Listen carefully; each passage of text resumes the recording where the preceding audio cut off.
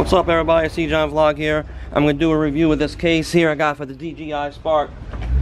This is made by Polarpro. Can you focus that? Focus. Alright, Polarpro. Oh great, it's not focusing. Anyway, Polarpro Spark storage case. Has a carabiner. Okay, it's a nice little quality. It's got a good little spongy handle.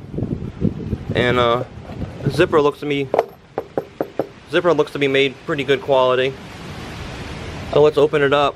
I found out if you put the drone in upside down, it actually works better. So you put the drone in upside down first.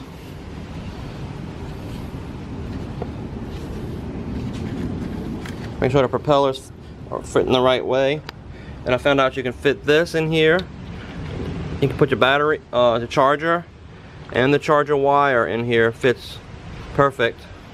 Close it up and zip it up. It's a pretty good case. I got it for $10.99 at Best Buy.